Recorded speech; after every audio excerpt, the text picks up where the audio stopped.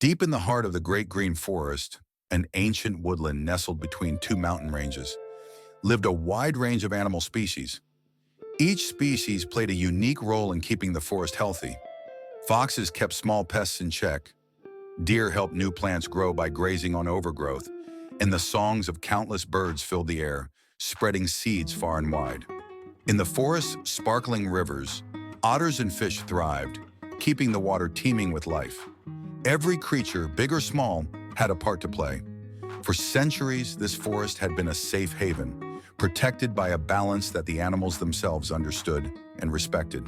But one day, whispers of trouble began to echo through the trees. The birds flew through the canopy, spreading the news.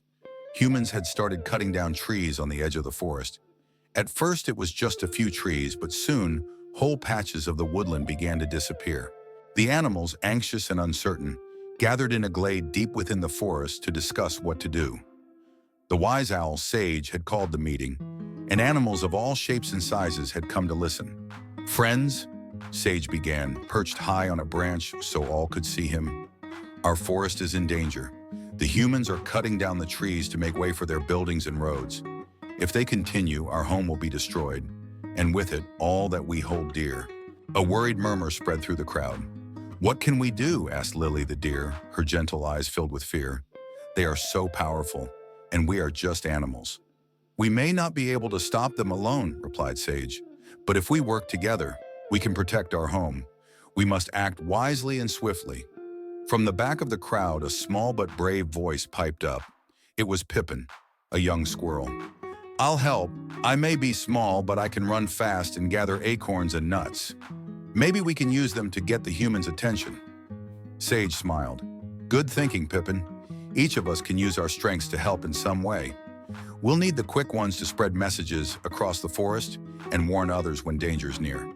And we'll need the birds to observe from above and let us know where the humans are moving." The animals spent the rest of the day discussing their plan. The birds, led by Scarlet the red-winged hawk, would be the lookouts. They'd fly above the forest, keeping an eye on the humans and signaling if the cutting drew too close.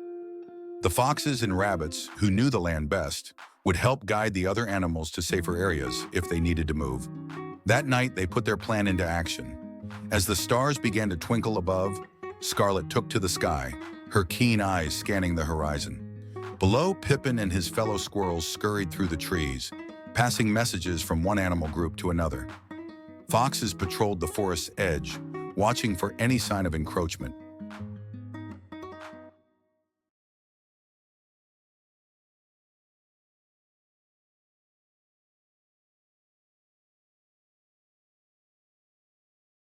Over the next few days, the forest creatures worked together in harmony, each playing their part in the effort to protect their home.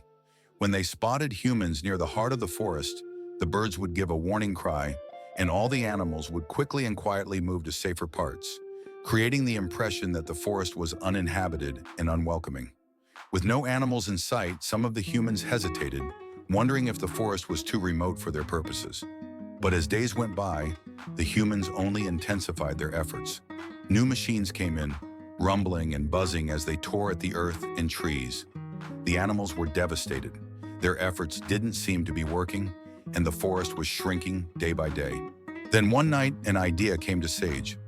"The humans often bring with them their own kind who care about nature," he explained to the others. "Perhaps we can reach the humans who do care. I have heard stories of people called conservationists who protect animals and forests." "But how will we find them?" asked Lily. "I believe I know a way," said Sage. He explained his plan. They would create signs that might attract attention. With Pippin's help, they would collect acorns, leaves, and fallen branches, and arrange them in patterns that could be seen from the sky. The birds would guide the conservationists to these signs, which would be placed near the edge of the forest.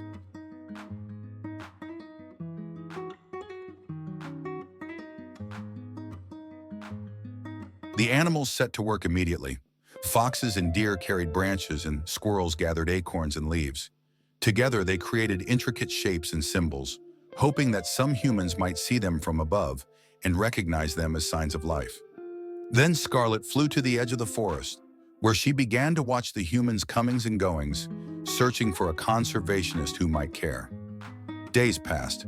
Then one afternoon, Scarlett spotted something unusual.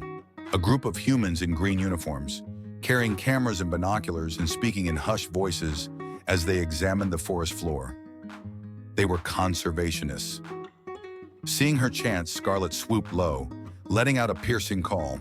The humans looked up, startled, but one of them raised a hand to point. Look, it's a red-winged hawk. And there, do you see those patterns on the ground? It looks like they were made intentionally.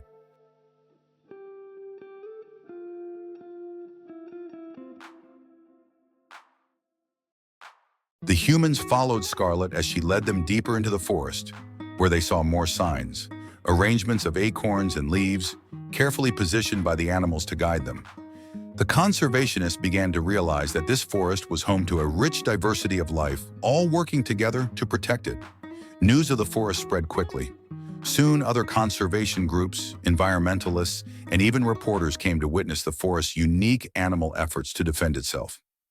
People began to understand the importance of preserving the Great Green Forest, not just as land, but as a home for countless living beings. Within weeks, the government declared the Great Green Forest a protected area, putting an end to the deforestation. The animals celebrated in joy, knowing their efforts had paid off. Each of them had played a role, from Pippin's swift message running to Scarlett's guidance.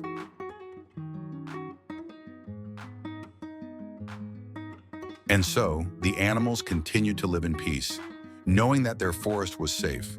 The story of the Great Green Forest spread far and wide, reminding people everywhere of the importance of protecting the natural world and the creatures who call it home. For in that forest, they had learned that even the smallest voices, when joined together, can make a world of difference.